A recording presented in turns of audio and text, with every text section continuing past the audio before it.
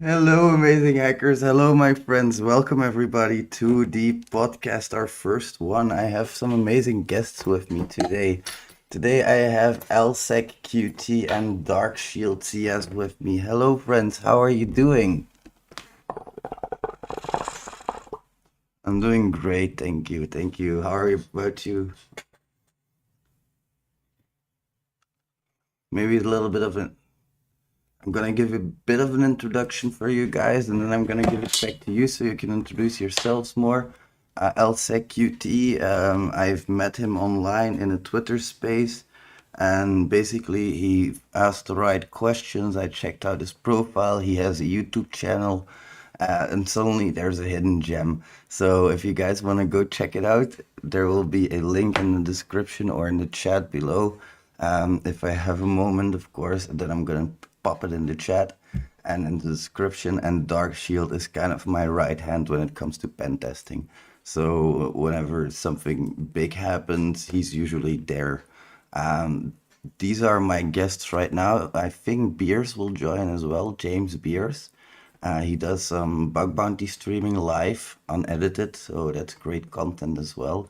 But I'm gonna give the word to you guys. Can you please introduce yourself, Mr. LSecQT?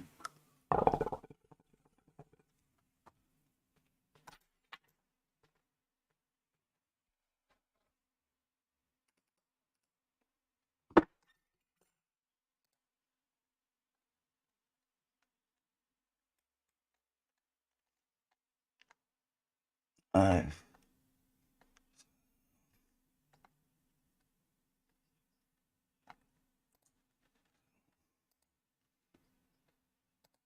CP, aiming for OSCP. I am a huge fan of Active Directory, bypassing defenses, partially, and I always try to work partial because calculator. Yeah, I'm not sure that now is the time about doing partial things. I'm sorry that cut off because the guest didn't have audio for a second, so I had to fuck with the audio settings. Terribly sorry about that. Can you No guys worries. can you guys hear the guests now? I hope we can. Perfect. I hope there's no echo on the guests. If there is, please feel free to let me know. I'm sorry about that. Can you please start your introduction again, my friend? Yes, no worries. So I'm Elsek. I'm a new YouTuber, and pretty much I am focused in red teaming, but I'm doing also every kind of content there, CTFs, web hacking. Just I'm widely spread there, and I'm doing YouTube for like 2 months or so. And about my professional career and experience, red teamer, pen tester for like 6 years or so. And I'm mainly specialized in that. So I have currently OSCP exam passed, and I'm aiming for OSCP. And yeah, that's pretty much about me in a nutshell.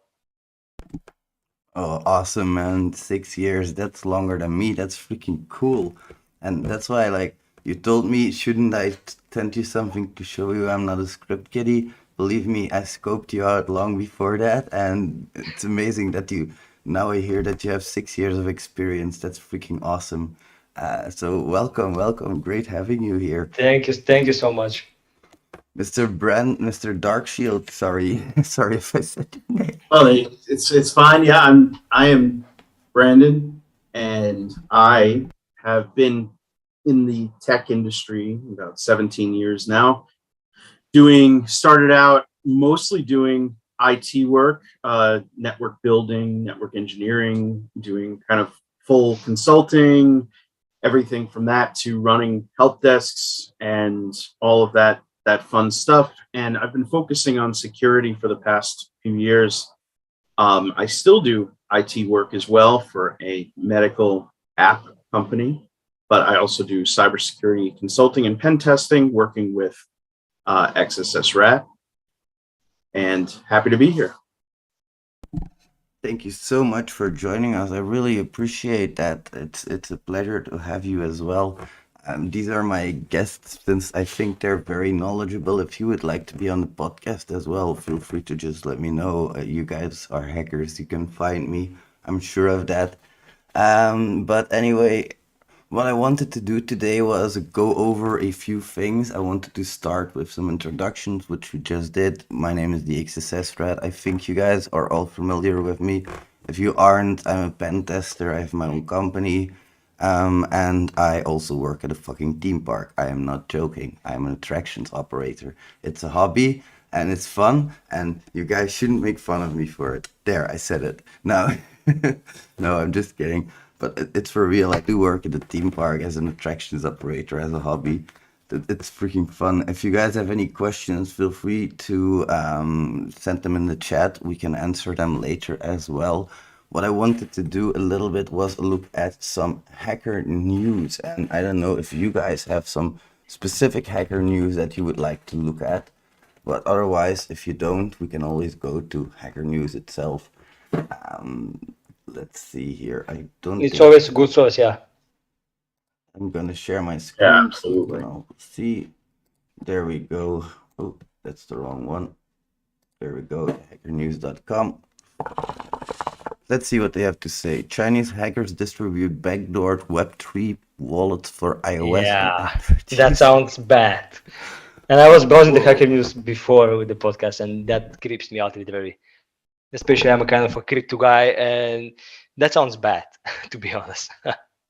Yeah, like that's why I always say like you should first of all don't trust these wallet apps. You don't know what they're doing in the background for freak's sake. Like of course you Exactly. can have an idea, but like the thing is that these things are usually hidden very deep within the application and they're very hard to track. I've done some mobile pen testing and it's very specific. Like for mobile pen testing, you have, for example, a vulnerability where your password gets stored on the file system instead of on the keychain. That's one of the vulnerabilities that you can have. But these things are much, much more advanced than that, of course. There's a backdoor in there. I wonder what it was, by the way, that kind of backdoor. Technically sophisticated threat actor known as Seaflower has been targeting Android and iOS users as part of an extensive campaign that mimics official cryptocurrency wallets websites. So it mimics cryptocurrency wallet websites. That's strange. So what happens is pretty much you have, for example, an exchange like Binance and or any other where you can. No, Binance is not the right answer because it uses authentication, so you need to use a username and password. Let's say, for example, a Beefy where it's a staking app, so you need to only connect your wallet and just do your stuff there. And what happens is somehow this guy is copying the whole thing, making it work very legit, and forcing you to connect your wallet to that specific app. And the point is that with these crypto wallets and Web3, the technology is new and it's really complicated because when you manage to, for example, you have MetaMask extension and you have Bursuite. So when you try to capture all the requests that is going on from that extension, you can see what is happening there. And most of the requests you are actually unfamiliar of and pretty much are doing something you are not sure what exactly. So it's really easy to, if you find any kind of an issue, to leverage it and to seem like it's not an issue, but it actually is. So it's hard with Web3. Like open redirect, for example, that seems like such a simple vulnerability. But if there's an open redirect on Google, I can make it seem like you're clicking on Google. Like people don't Exactly. understand that. It's so Well, and MetaMask is also, so common, and it's one of the, the main platforms that even developers are using. So one of the issues that we face here is that, the days of worrying about being, held up with a gun in a dark alleyway will be less common than, your funds just being stolen online. There was a huge rush, especially in the past, say 2 or 3 years, for so many people to join the crypto crowd and, start buying up coins, new investors, without really understanding at all how the technology works. And Exactly. it is really easy, vulnerable targets for a nation state. Everybody's a vulnerable target, but especially for new users, they don't know anything about this. Web3 is new even for the technologists, the ones developing these things. So we're going to see, this is going to be the beginning of a huge influx of wallet vulnerabilities, crypto wallet hacking, exchange hacking, I think this is just the start. Exactly. And what I'm thinking, and so far my experience shows that from Web3 space and crypto space overall, the whole blockchain is designed securely, but the main attack vector there is the client-side attacks. So since there are a mass of users and most of them are not sure what RPC is or how the MetaMask is working, what is crypto itself, what's a blockchain, they just pay, invest, that's it. So since there are a lot of people that are not aware of these things, there is a huge attack vector for client-side attacks. And apparently I have found a vulnerability. Actually, it's a issue with the blockchain. I can say that if you are a little bit into crypto, you know that in Ethereum space and the similar blockchains, you have contracts, and each contract is unique, and upon stored on the blockchain, it cannot be changed. But there is an issue with that because on your contract, this is just a code that runs on the blockchain, and you can pretty much import other code which sits on IPFS. And if you not know what IPFS is, it's like a file storage on crypto. So it's a shared, decentralized file storage. And if you want to learn more, because I'm seeing you are searching for it, I have a video I can post into the chat so people can see. So you can pretty much have a code sitting on IPFS and you can have a contract. And this code on IPFS can be changed. So this depends on what the contract is behaving. So it's bad. It's bad. I found it recently because a friend of mine just got scammed using that thing. And yeah, that's it. I'm really interested in that video, so yeah, please do post it in the chat. One of the worst. Oh, I'm sorry. I didn't mean to cut you off, Wes. Oh no, just wanted to say, like, it's really interesting to me how a contract can be malicious like this. And they say, like, the whole idea, I'm gonna share the link just now, but the whole idea is that you are presented with a video which sits on YouTube, which is promising you that you can create a contract arbitrage bot that prints you money. And the whole idea about the bot is theoretically possible because it snipes like liquidity providing trades and offering lesser fees in Ethereum that the originate is from. So the theoretical side of things is possible, and it forces you to compile a contract on the video that my friend got scammed. It forces you to compile a contract yourself and then just to put some Ethereum in it and start the bot. Whenever you start the bot, all your money goes away. And the point here is that it goes to a different kind of addresses, and these addresses are defined in that import statement. So let me just find the video and I'm going to share it right away. That's awesome. Well, not awesome in the sense that it's cool, but it's like... Yeah, it's not awesome, but I got you. It's cool that these are really new attack factors that are popping up, and I think hacking in 2022 is looking a lot different than it does in 2000s, of course. We're 22. I didn't know that they already have hacking in 2000s. I don't know. I'm such a millennial. Anyway, I'm sure that in 20 years from now, hacking is going to look extremely different than what we have because like of the metaverse bullshit, of the Web 3.0 stuff. I think all of that is going to have a big influence, and we might not like it. I hate the metaverse concept. A lot of people do, but it's coming if you like it or not. There's money being put on it already. There's no stopping it. The thing is, and there's the future. There's the future, pretty much. So the thing is, it is, and another interesting fact is about Ethereum especially is one thing that new investors and people new to the scene have to be really careful of, whether it's NFTs or Ethereum coin. A person, any person with a few YouTube videos and maybe a Udemy course can build their own coin.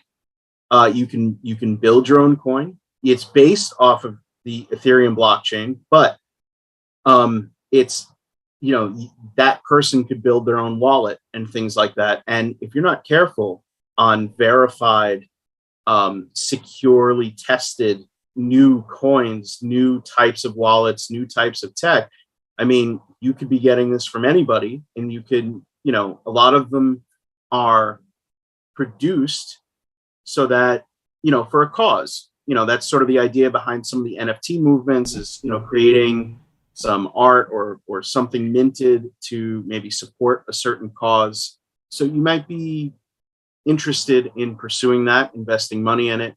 And if it hasn't been properly tested, this is very, very possible for something like this to happen. The one example I can think of for the scenario mentioned is that Squid Game token. If you remember or if you are aware, it just dumped like to zero, the most like biggest zero you can ever imagine, and a lot of people just waste a lot of money there. Yeah, and you have to be really careful now because Ethereum is moving from proof of work to proof of stake. And in the switch, there's a lot of scammers that will offer you that proof of stake concept already based on an Ethereum spin-off. You know, I give them one funny money, they give me two funny money back, and in the end, I can change that two funny money back for my one funny money. That's like, it's very easy to scam people there in that respect. But like, I think it's very interesting. I think we have a long way to go when it comes to this Yeah. kind of research. And as you can see here, it was all about exfiltrating the seed phrase. So yeah, like that's of course, Jesus, it's so strange and it looks like Yeah. it looks like a pop-up from the store, you know? This website is trying to download configuration profile. Will you allow this? Profile configuration profiles. Jesus Christ. So they literally configure your whole device by downloading that app. And the thing is, they make it seem like a pop-up from the store and it's a real MetaMask, or they make it seem like a real MetaMask, but it installs a configuration profile on your system. That is I want to add one fucking thing to it. Is pretty much just get aware of scammers because they are everywhere and offering like really fancy stuff. I was asking for help on a liquidity providing platform myself, and in the moment I posted the message, the request for help, like 10 people messaged me for doing something on some web app with my wallet. So they actively wanted me to connect my wallet to some unknown website, which pretty much means your money goes to me. So be aware of everyone who message you directly, because if you, for example, send a helping request inside a community, if someone genuinely wants to help you, he's gonna answer inside the comment section. If you receive a lot of DMs, just be careful. And just to mention access, we have our first question, I think, which is, hi guys, what's the best strategy for a beginner to follow after learning some web vulnerabilities?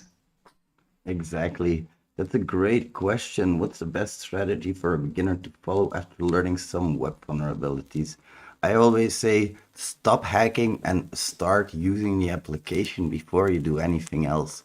Like a lot of people will want to hack the moment that they start up the application. But you can't hack something if you don't know how it's supposed to work. Hacking in and of itself means that you need to know how things work because you want to use them in a way that they're not intended to be used. That's kind of the definition of hacking for me.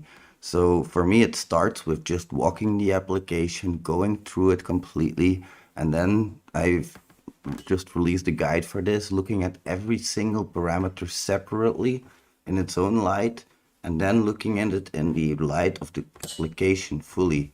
Like if you get like, for example, something that looks like it will insert into a query, in that case, you're going to test SQL injection or no SQL injection, of course. So those are some things that you can follow. I'll link to that article as well. But it's basically look at every parameter, see what it could possibly do, and then try to execute that exploit. If you see reflection, try cross-site scripting. If you see a URL, you should try open redirect, SSRF, local file inclusion, or remote file inclusion, I mean. If you see a file getting grabbed from the local file system, you should try local file inclusion. There's just too much to say that like I can ramble about this for an hour. And the thing is, like, you might think you know web vulnerabilities, web exploits, but every exploit goes so much deeper than you think. It's insane.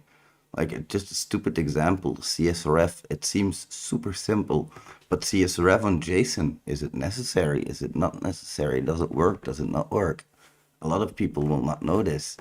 So it's good to get a little bit deeper into the grind and understand things better, but also to define your goal, because you say what's the best strategy to follow, but strategy for what? Where do you want to go? You are at a place right now, you want to be at a place in the future.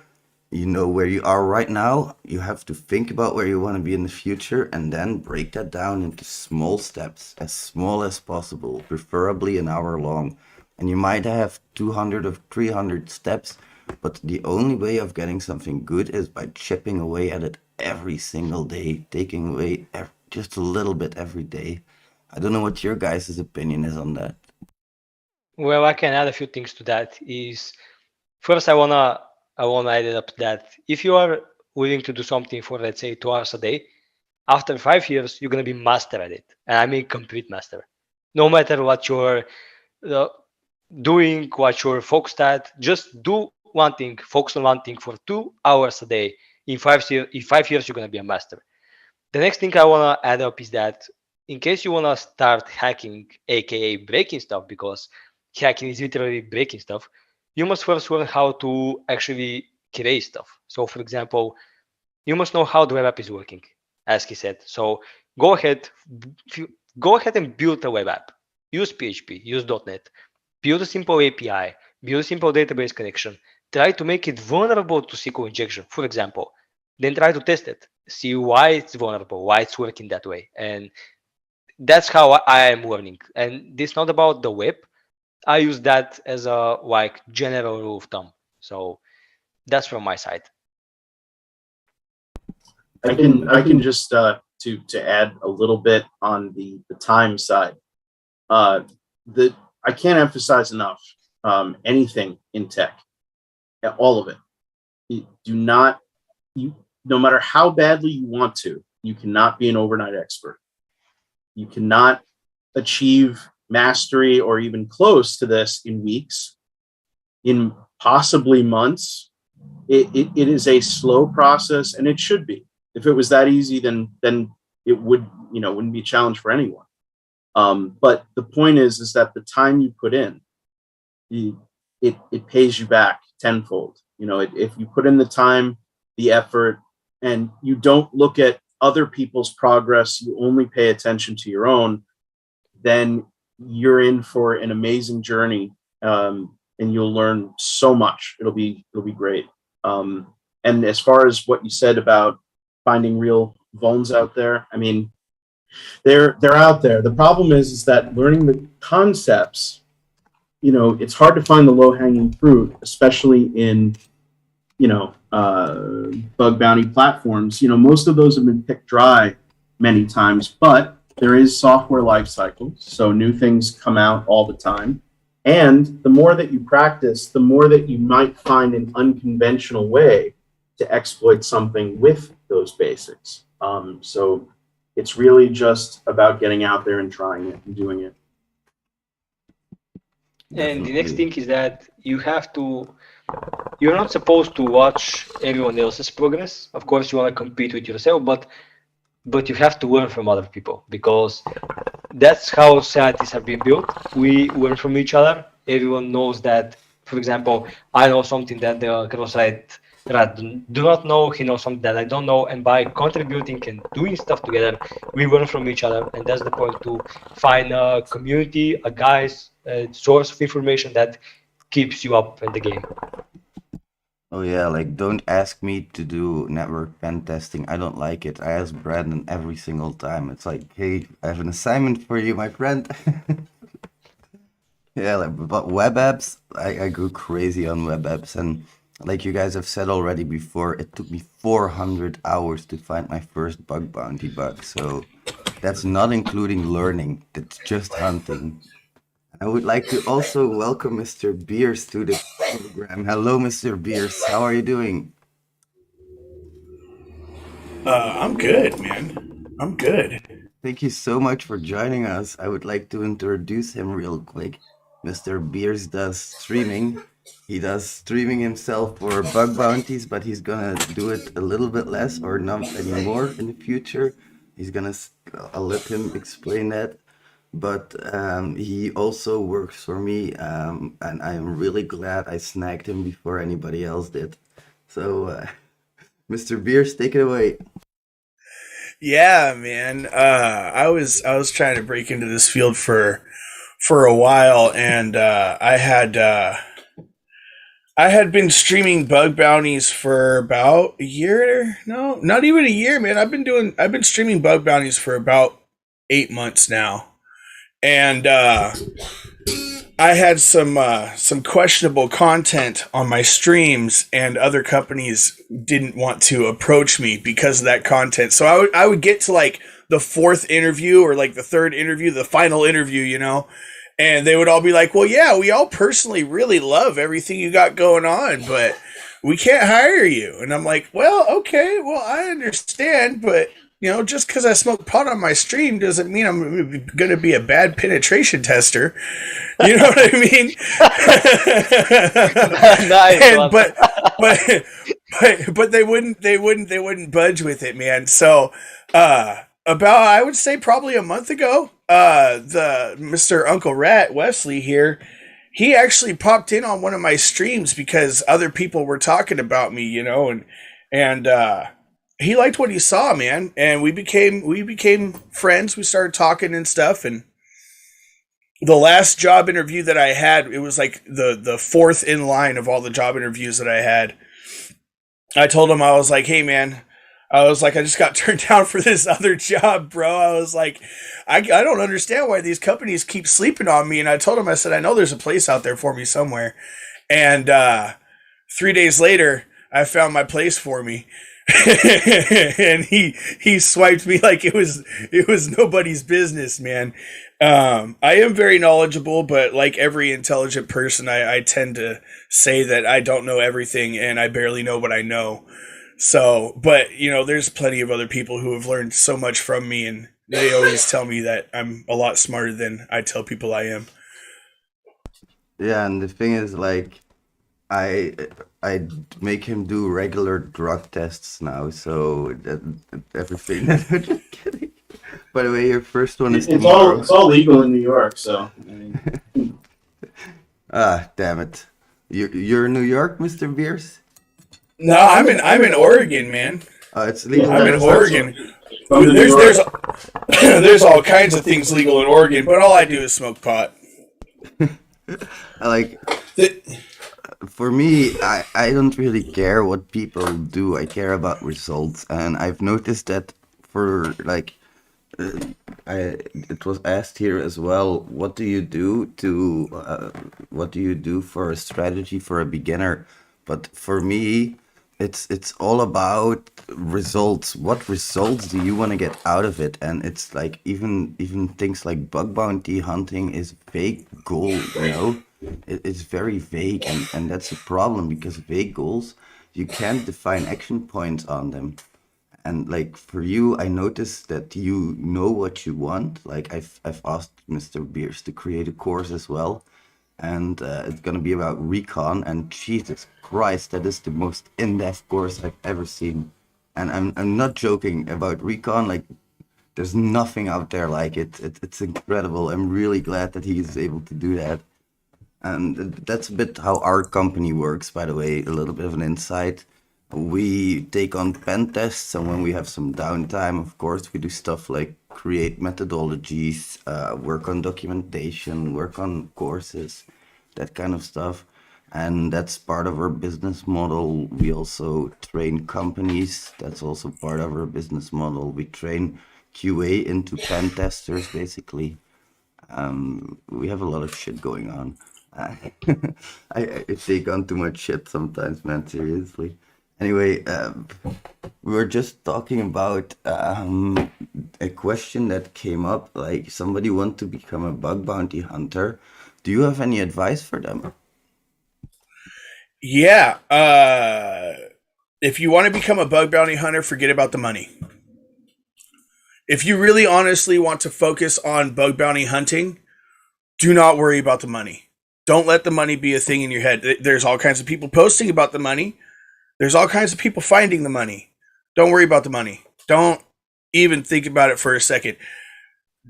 literally train yourself to think of doing bug bounties as you want experience. Okay, you're doing it strictly for experience of testing a hardened target. Okay, and seeing if you can get certain bug types that you learn about on that hardened target. If you do, cool. If you don't, also cool, because you're learning about how those defenses work, right? It's going to make you such a stronger pen tester when you get to that phase. It's going to be amazing. And if you want to do full-time bug bounties, you're going to have to learn how to fail over and over and over and over and over again anyway. So this is the best technique to approach bug bounties, where you're not afraid of failing, you're embracing it because you're learning, and as you learn, you grow, and as you grow, you have more chances to actually hit a bug that's going to pay out. But it's not going to be every time. It's not going to be all the time. The only bug I've ever had paid me $300, and it was a reflected cross-site scripting. That's the only bug I've ever had in 3 years of bug hunting. I've had informationals, duplicates, not applicables, all of that. But I definitely have the skills to pay the bills. You know what I mean? So it's not, I don't lack in knowledge because I don't have bugs. You know what I mean? Yeah, like the thing is with bug bounty hunting, it's for me, it's a playground. I do whatever I want there, whereas I'm pen testing, I'm guaranteeing a certain level of coverage for my client. And I'm always making sure that they, like, for example, right now I'm talking to a client that is that really wants to have very basic coverage. They want to have their complete API covered in 5 days, which is very short for me. Normally, I take a month to do that shit. So it's like, okay, then you have to compress down what are you gonna test? You have to keep your mind in the game. Whereas bug bounties, it's like, ooh, shiny, that's interesting. I'm gonna look into that. I By don't. the way, the whole point is that even if we're not talking about bug bounties, if you are genuinely into IT, like if you're a developer, pen tester, no matter, you have to get yourself into failing, because especially if you're developing code, especially if you're developing exploit code, which is way harder, because you first need to understand the system, its weakness, and then develop exploit based on that weakness. So it fails like 1,000 times before it works, and it doesn't work like it should. So you have to get used to failing and not working with things. But yeah, that's the whole cycle of doing things. Definitely, totally I agree. think that also, you're also protecting things. I mean, it's a really, Of course. to go along with it, it's a positive attitude of thinking, hey, I'm doing, instead of I'm in, a lot of the sites really draw you in because they make you feel like it's gamified, like you're in competition with other people. And which is good. And it definitely motivates some people, the money and that, but really you're also helping to protect the world. I mean, I know that's sort of a high in the sky kind of outlook, but it's true. I think I've mentioned this before on some of these others. The biggest bug that I had found was not in a bug bounty program. It was a COVID portal for a major healthcare company in my part of the world. And I was worried, my kid had a COVID test. I went into the portal to check it out. And right in the URL, there was a very small ID number. So I said, I'll increase it by 1. Guess what? Well, there was the next patient and all of their information. I increased it one more time. Now in my day job, I also do, HIPAA compliance work. So I immediately called them, gave them all the info, wrote up a report. There was no payment. There was no public anything. There was no recognition. But you know what? I felt really good. They were really thankful. I secured my own information, my kids' information, and, hundreds of thousands of others on that platform. Yeah, and the thing is, like, I can teach literally my grandmother how to hack, because all you have to do is take a cross-site scripting attack vector you found online, pop it into Google, open the 5th page of Google, and open any page there. And chances are high that you're gonna get a pop-up. Because that's how real hackers work, the script kiddie type of hackers. Like, I don't know if you guys know this, but a lot of these big hacks are sometimes coordinated and executed by very young people, like 14, 15 years old. And it's often simple vulnerabilities as well, like Trump's Twitter getting hacked because he had a very simple password. Like, how can you do that as a fucking president of the USA? Come on. Ooh. Oh, sorry. And we have a few more questions. So, would you mind to start? Because I think they're still around bug bounty hunting, which is not kind of my thing. Definitely. Could you read them for a second, please? Sorry, I Yeah, sure. fucked up So, we have. I'm currently an OSCP aspirant. I come from a humble background and don't have much funds. So, I want to pursue bug bounty for funds. Can you help how to start? That's the question. Oh, that's a good one. Like, I wouldn't recommend doing bug bounties for funds, honestly. Like, the thing is, if you do it for funds, you will often, if you chase money, you won't find money. That's what I found. Like, if you really want funds to pay for things like that, get a job. Go and I know it sucks, but go work at McDonald's because the hours that I put in compared to what I get out as a payment are nothing compared to each other. Like I would be better off working at McDonald's. I would get more out of that shit than just doing, bug bounties. I get on average about $1 per hour, maybe. That's what I would say. And it like I said, it's just fun. It's just fun to be able to hack whatever I want and not having to care about anything else in the world, just doing what I want to do. That's why I do bug bounties. But if you want to do it for study or getting some money for studying, I would definitely not recommend that. Don't know if you guys have an opinion about that. So, Yeah, my tip like would be. oh, Yeah, sorry. sorry for interrupting you. You No, can go go ahead. first. Yeah, go first. Oh, okay. No, just very short comment that if you look at, I guarantee you want to go on YouTube, look up any bug bounty hunter who's making content. I don't think you're going to find one that is going to tell you that it's easy to make a living or that they even recommend starting out trying to make a living doing bug bounty hunting. It's a full-time job plus some. I mean, it's sort of your, you're working day and night. You are earning that salary, just as if you were working at a different full-time job. What I can add up is that if you genuinely want and are looking for the funds, maybe go find like some kind of entry level job or basic level job, and dedicate that time to learn new skill set, and then being able to move forward and getting a better job. So whenever you get a better job and you're like financially stable, you can dedicate more time doing bug bounties and things you like. So that's the whole idea. Yeah, and if if you can't find a tech job, then get like Wesley was saying, get a job at McDonald's or whatever. Get just like go be a janitor, bro. Go get that first level that job to bring you in some income.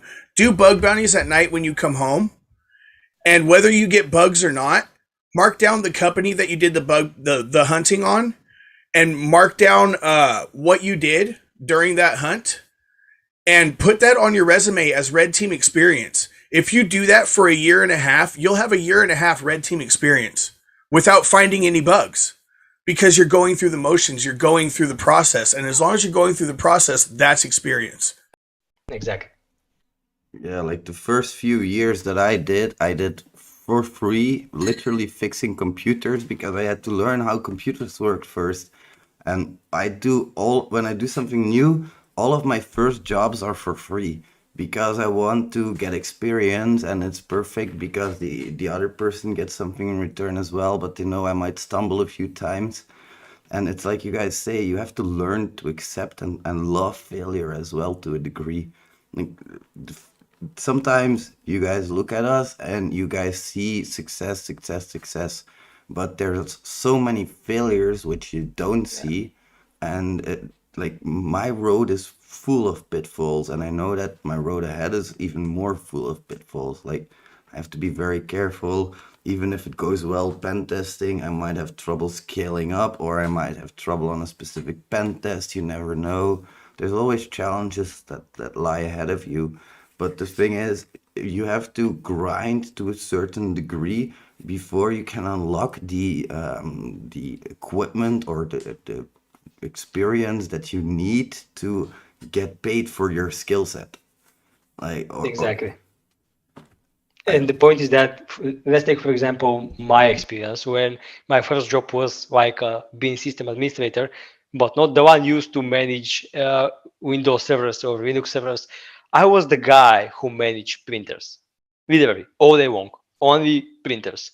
And nobody knows why, but all the printers suddenly stopped working, and all the time is something different. I'm not sure how that is being done, but never mind. So as you can see, the first job is like a entry level something to get you on track, because as far as I was working with printers, I had some like a little pieces of different kind of experience. Like I was touching a little bit on the Windows servers, which helped me like fire up about PowerShell, and everything led up to this moment. And for example, the first InfoSec job I had was intern without a salary. I was there just for the experience. So that's the way. And keep in mind that when you're focused inside InfoSec or cybersecurity, these are complex jobs. I mean, let's take, for example, a developers and InfoSec job. For example, the developers needs to know a coding language, the coding itself, the coding structure, how to code.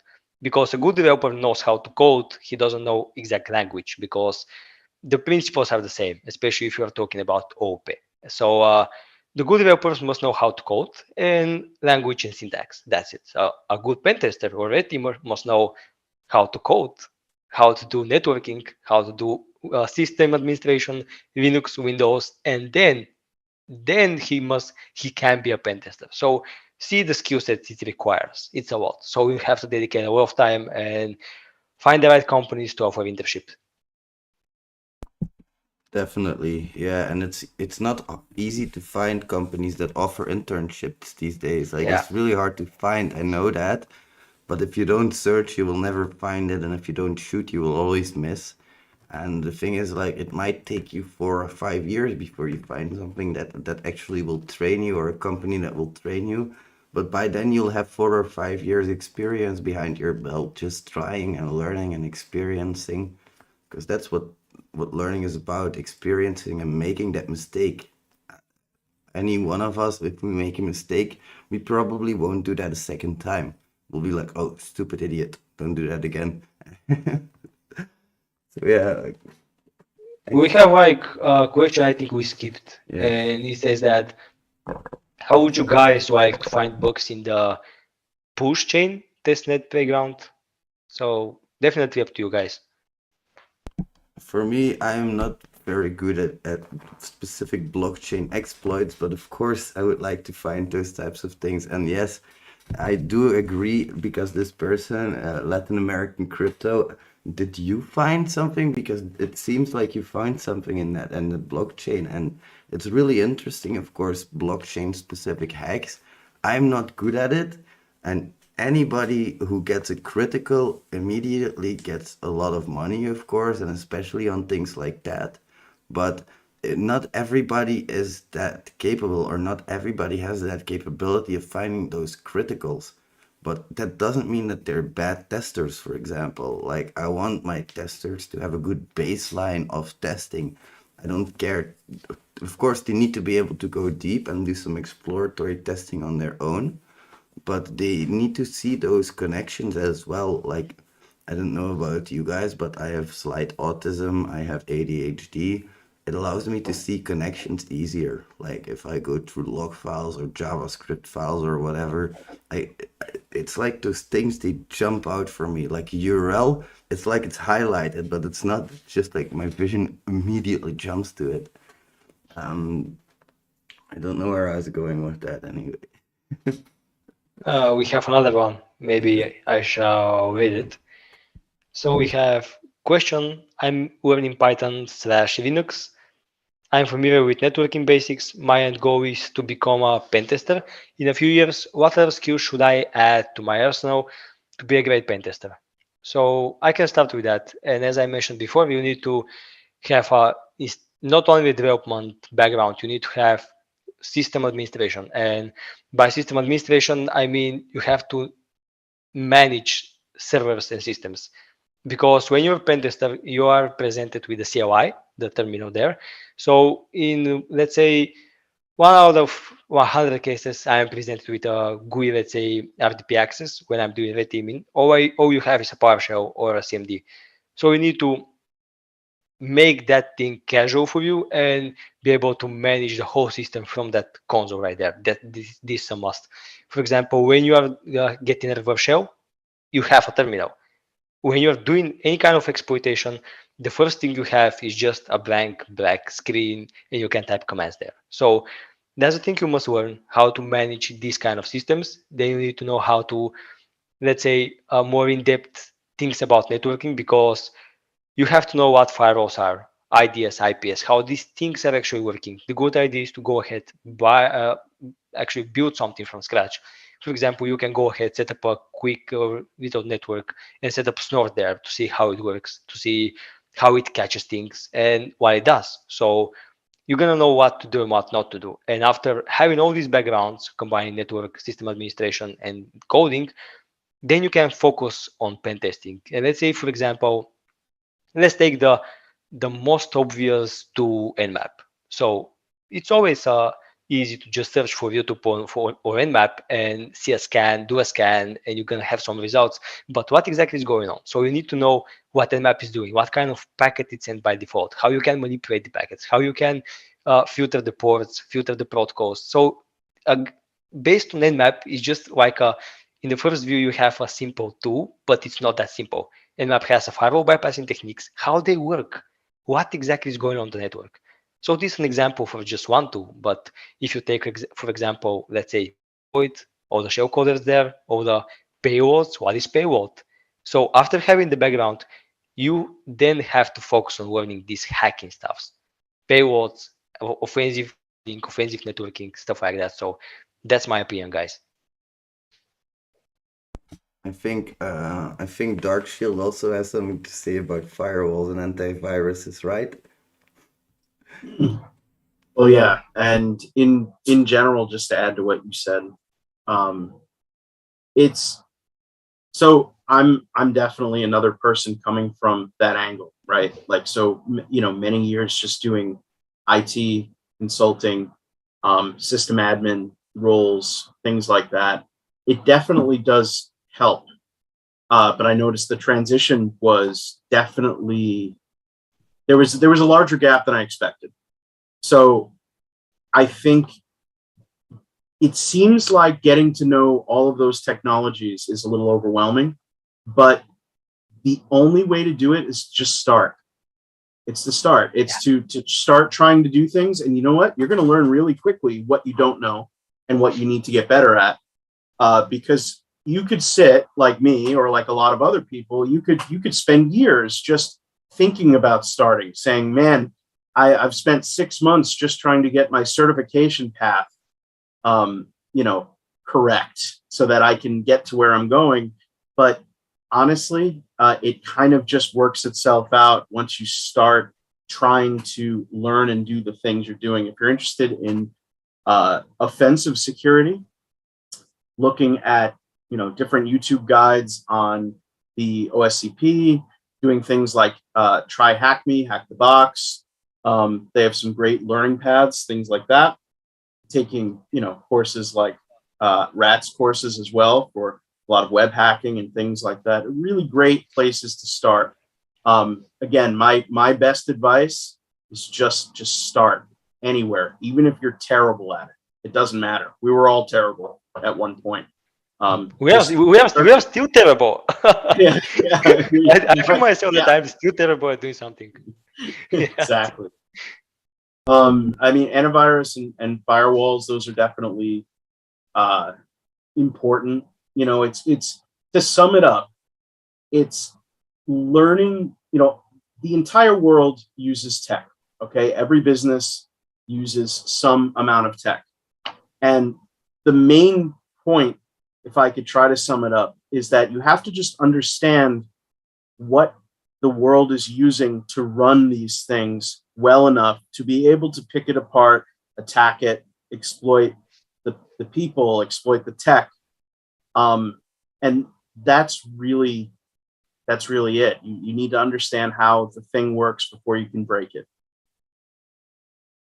I really like the concept of, if you're going to be a pen tester, then look at each phase of pen testing and what each phase involves, and practice the microservices of each one of those phases. Like, do 3 months just doing recon, nothing else. Don't ever take it past recon. Do 3 months of recon period, and see what data you get, and see if your data gets better throughout, experiencing the tools and experiencing what you're doing, and toning them down and toning them up and finding the different commands. If you do 3 months of nothing but recon on targets, you're going to understand recon. If you do 3 months of enumeration on targets, you're going to learn how to fuzz things. It's going to be a byproduct. It's not even going to be a process anymore. It's going to be a byproduct. And then at the end of all of that, you're going to end up with your own methodology that you've built off of these steps and this research and these things that you can back up physically and show proof. This is what works for me. And then you're going to end up with data that you understand because it's your methodology. See? But that is a very long process, and it takes a long time. That's what I did. Is I spent 3 months on each phase of pen testing before I even started bug bounties. And then after I did that, I looked at other people's methodologies and kind of integrated parts of their methodologies with mine. And then I ran every automated tool that I could find. And I looked at not the output of the tools, but the patterns in the configuration files, the patterns that the tools use to find these certain directories, the patterns that the tools use to find these certain vulnerabilities. And I memorized the pattern. So now I can look through JavaScript and find my own directories, find my own keys, find my own stuff. I've done it live on Twitch millions of times. It's automatic to me because I understand the patterns. I only run automatic tools when I don't want to do it myself. And I understand the data that they're going to put out. So I can read it and know what I need to go look for further. And what I can add up to your example is to, it's always good memorizing things, but I'm, for the person like me, I'm so bad with memory, always keep notes. I mean, whenever strategy you're doing or enumeration, any kind of stuff there, just keep your notes organized and good. Back it up on some GitHub repository, private, no matter. Just have your notes properly. Because, for example, when I see something fun and something that is not encountered like that easy, like have a difference between note about thing you can Google and find 2 seconds later and know that you've struggled about. So if I done something and came up with my methodology, my things, my approach, I've taken the time to just document it and save it there. Yeah, Smart. notes.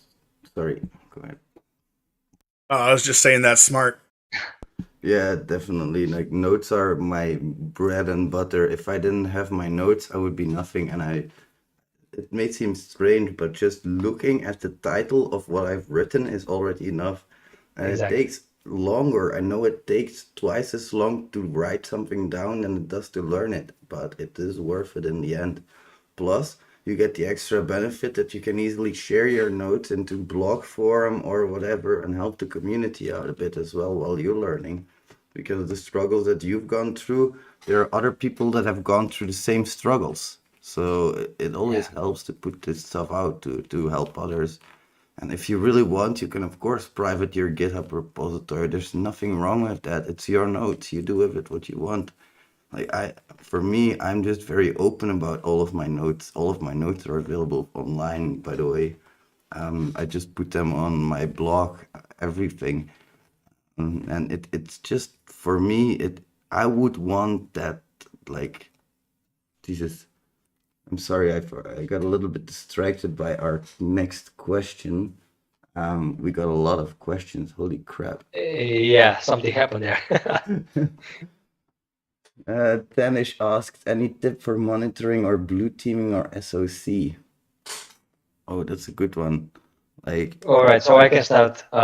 Pretty much what I think. I'm not a huge blue teamer, and what I can give you as a tip is have some red teaming, because the jobs are strictly bound, and as long as you're a good red teamer, you're gonna be better blue teamer than the opposite. So see the other side of things, how it's working. For example, I used to be a red teamer, and I was doing like webinars for boot teaming stuff, and all the like information I acquired there helped me become better red teamer because I understood what these guys are all about. So that's my tip for you. I can add to that and say from a failed interview years ago, the reason why I failed is because even though I was really good at, all my networking, guess what? Packet capture, learn how to read them like a map. You know that scene in the Matrix where they see all the numbers going up and down the screen and they can see what's going on? Packet captures and, Wireshark files, you need to be able to have that tell a story and understand that story for any SOC job. I guarantee it. That's going to be one of the pillars of what you need, because when we're attacking, we even though we document everything we do, we have the privilege of being able to just attack. I think there's going to be fewer notes on the attack side than there could be vectors on the defense side. I would almost say, and you can all tell me if I'm wrong, I would say it's harder to be blue team than it is red. Of course, I think the defense is like, if you are an excellent blue teamer, you are top tier. I mean, that's just how it is. So I have a challenge for you guys. Go ahead, play Hack the Box Battlegrounds, and when the whole thing starts, instead of attacking, try defending things to see how difficult it is. Yes, if you want, you can look on my channel. It's really hard. Like I've played some King of the Hill with some of my subscribers and with Pink Draconian. I don't know if you guys know him, but it's like, first of all, getting in the machine is pretty hard, but like you say, defending it properly is even harder. Like you have to have certain ports open. Those ports need to be sanitized properly, otherwise they leave open a gate for an attacker, but they have to be open. It's like always such a... Security is always a trade-off between security and usability, in my opinion. Like the more secure something is, the less usable it'll become. Of course. Anyway, great question. I hope that answered your question a little bit. Like Inject asked, never watch live stream, but thank you very much. He's saying that he loves our live stream. I really appreciate that. Then we have Sohal Sisek, and he asks, so to dig deeper in the coding skill, I've went over a course that went over the basics, all over the classes. Is that enough to start now practicing automation like port scanning and keyloggers? Yes. For me, that's definitely Yes. Okay, that's a resounding. Yeah, you're good. You're good. Yeah. Very clear answer there. For motivational, I'm a CS college student graduating next year. CyberSecurity. What certification do you suggest focusing on before graduation? Honestly, OSCP, because it's most often asked. Like every company asks for OSCP these days. And while I do think there are better certificates out there, I don't think that they are asked as often as OSCP. So if it's for a job, I would do that. I also want to add that it also depends on what your end goal is. I think that's, at least for me, that's first is visualize what your dream cybersecurity job would be, whether it's blue team, red team, attacking, defending, SOC, whatever you see yourself being passionate about, there is a path for you to take certification wise. Don't let them overwhelm you. There are many, but there's a lot of material out there on a good consensus on where to go. I mean, the CISSP is still considered one of the crown jewels of, blue team of defense and cyber infrastructure management. There's a lot of different things out there. So, really step one, figure out what you really love to do. Yeah, there's The jobs, okay, so I have 0 certifications, guys. 0. No certifications. The jobs that I applied for were pure red team jobs. They didn't care if I had certifications. They didn't care. They wanted to know that I could do the job. That was their main focus. There was never a question about certifications in any interview that I had. And they were pure red team jobs. I got 3 of them off of Indeed.com, and I got another one off of Twitter, and 0 certification questions. None. So it really depends on where you're focusing. If you're getting a blue team job and you're working in a corporate environment, you're going to want to get certifications, yes. But if you're looking for a pure red team job and you want to work for like a firm that contracts out red teamers, you're not going to need certifications till you get in the door, and then they'll pay for them. I mean, it really depends on where you want to go with that. Yeah, that's how I got my OSCP as well. I got my work to pay for it. Yeah, me too. I'm really happy for that because alone it would be a little bit much, I think. But now that I have my own company, I also see the value of taking certifications like the Burp Suite certification. I still have that exam voucher that I need to do the exam for. I see big value in that, even though it might cost a lot. But to be honest, like the Burp Suite thing didn't cost me a lot. I got it on Black Friday sale for like $8 or something. So I was Nice. lucky. Yeah, but I still have to take it. So, Jesus, I need to make time for that. And one last thing before I won't hold this up is from I've been on the hiring end of at least the IT side of things, and you know what the best advice I could give is ask yourself, am I useful? Do I have useful skills? I mean, the education is important, of course. The paper is important. It gets you indoors that you may not have been able to get into. But ask, can I bring something to this company? No matter if I have no certifications or if I have 20 of them. And that doesn't always mean being an expert. That means, am I willing to learn aggressively? Am I willing to put myself out there, try new things, handle new situations? Do I feel like I have the mindset to be able to do this and be useful to the goals of the people that I'm applying to? And when you go in with that kind of attitude, even if you don't know everything, I will take one of those over 10 people that have a certification that have done nothing except just, get those certs and then do nothing, in the security community or IT community. Definitely some great advice there from everybody. I really appreciate that. Thanks a lot. The next question was, let me see real quick. So that was done.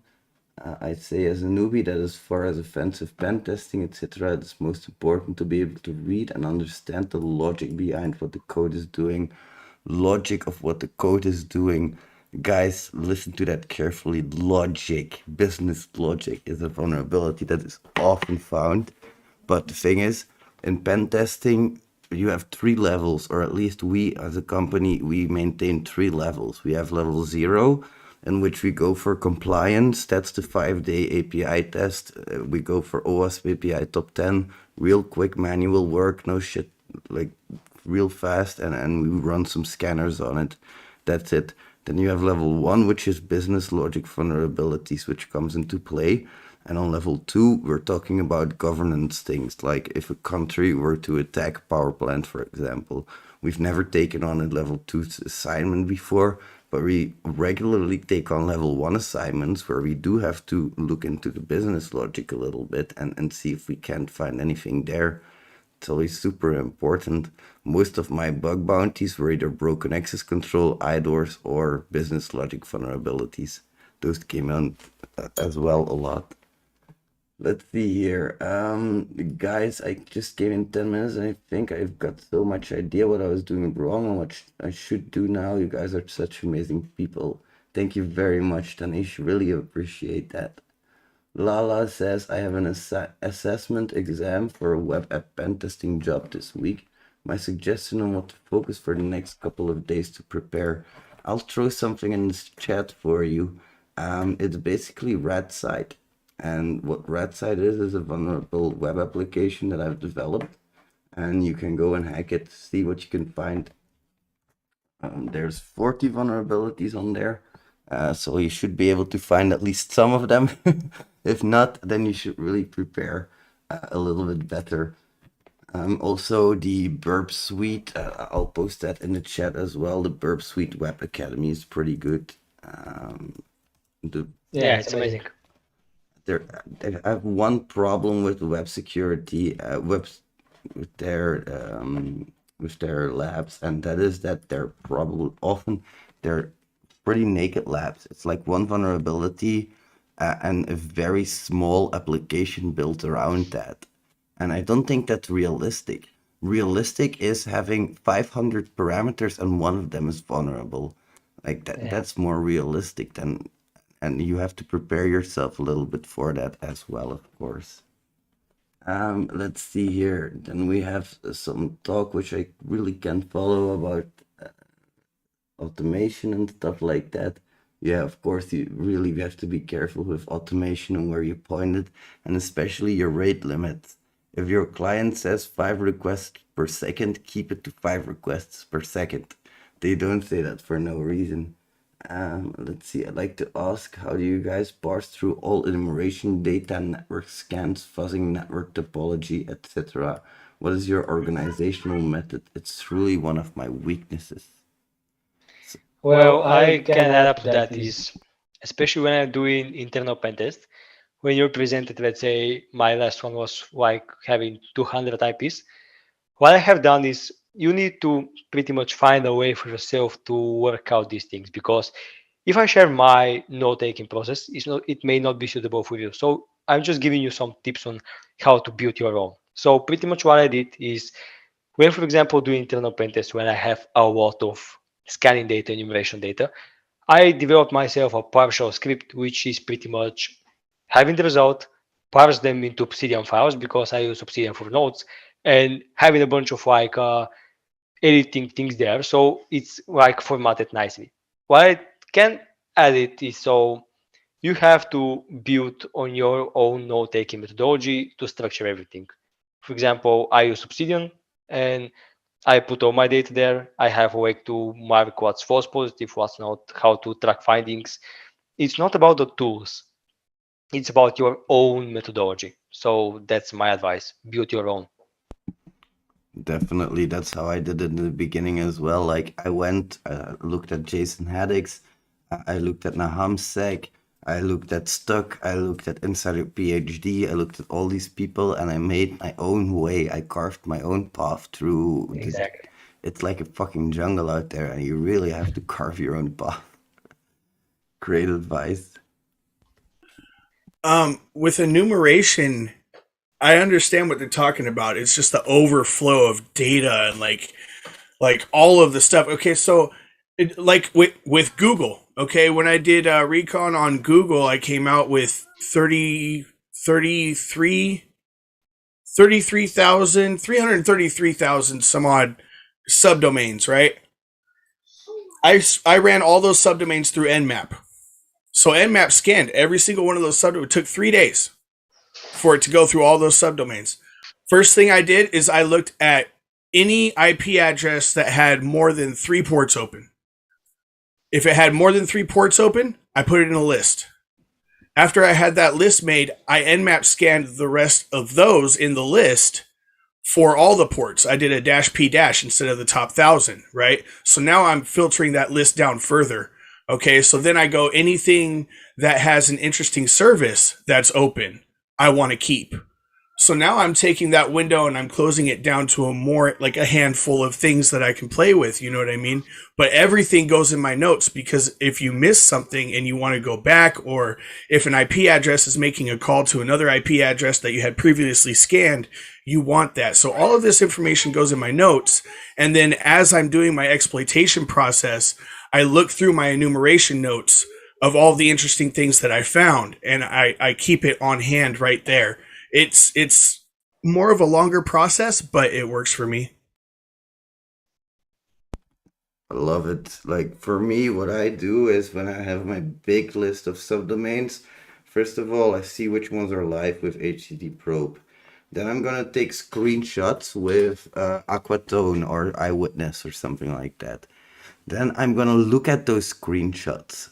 I hate automation. I really do. I'm very anti-automation in the sense that like you throw away a lot of stuff and you have to because there's just too much. You can't go through everything. But that's why I hate it so much. You throw away way too much good stuff when you do automated testing. Like you say in the beginning, when we use tools, those tools use regular expressions to find links, for example. Well, all of those tools, if the regular expression doesn't catch something, it just doesn't show up. The tool literally can only look where you want it to look. And the thing is, you have to use automation, but use it in concurrency with some manual testing as well.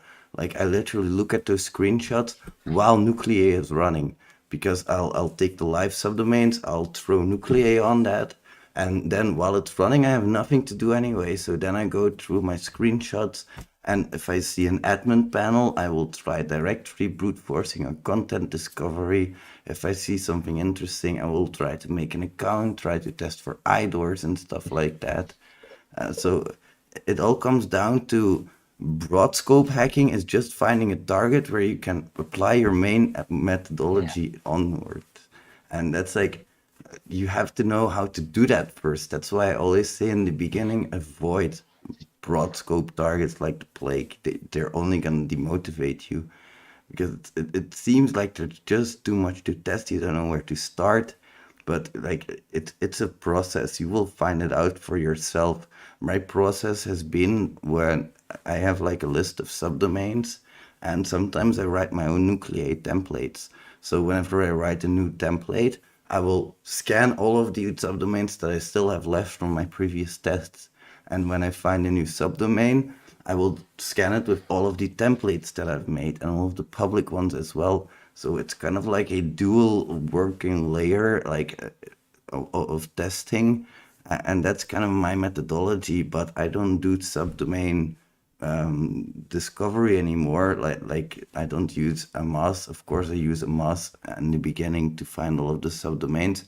But I don't know if you guys know, a MOS can also do subdomain brute forcing, where you're literally going to use a list and you're going to see if that subdomain is live or not from that list instead of trying to go to Google or Lord knows what. And that's a very valid strategy that a lot of people simply don't use because they don't know it exists. It's like with a SQL map, for example. SQL map has the option to do authenticated calls with specific headers and shit like that. It can do post calls, and a lot of people will run SQL map unauthenticated, thinking there's nothing there. But yeah, dig deeper, you know, Yeah. always dig deeper. And what I can add is know your tools because sometimes things are on the cloud, things are there are some things on the network that can block you. So even though Nmap said that no ports are being open, there's always a good practice to double scan with different tools, let's say mass scan. Just a simple fast scan to see what's it all about. So tools are not perfect. They are not designed to be perfect. They'll never be. So know your tools and double, triple check things. Definitely, and I don't know what the status is, but somebody said, why do you use Eyewitness when you can use HTTX from Project Discovery? And HTTPX is a great tool, but I'm looking at the pull request for adding screenshot support, and it's still open, so I don't think it's implemented to take screenshots. That's my main point. I want that screenshot. I want to look at what I have right now, and really look at it, not just, oh, I'm gonna quickly scan over all of my screenshots. Even if it's 1,000 screenshots, that just means I have enough work to do and I won't be bored. Like a lot of people get demotivated when they see massive programs, but just chip away at it one step at a time. And for me, it's just a good amount of work that I like to do, you know. I don't know how you guys think about that. Also, to add to that, Google everything.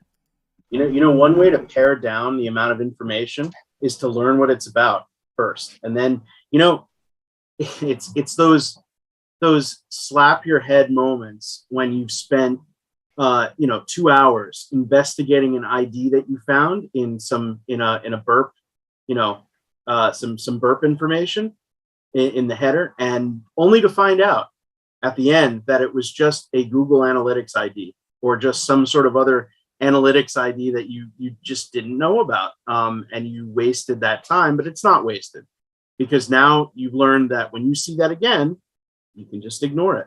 So every time you just Google each thing, you research it, takes you a minute, 2 minutes, sometimes more. But every time you do it, it's one less thing that you have to think about when you get massive amounts of information. Exactly. Definitely. Anyway, guys, I would love to keep answering questions all evening. It's really fun talking to you guys. But for me, it's right now it's 12:30, and I think for some of you guys it's also late. So I'm Yeah, gonna it's end later it here. here. Thanks so much for joining, my friends. I really can't tell you how much I appreciate it, and thanks everybody for tuning in as well. We will do this more often in the future, maybe weekly, maybe monthly. We still have to see, but like I love doing this kind of stuff. I have to say that. Oh yeah, sorry. Go ahead. LSEC brought something up just a minute ago that really it reminded me of something that I was taught in Python programming, where they deal with data aggregation. Data is not bona fide data unless it has 3 points of reference. It has to have a physical point of reference, it has to have a public point of reference, and it has to have a stored point of reference.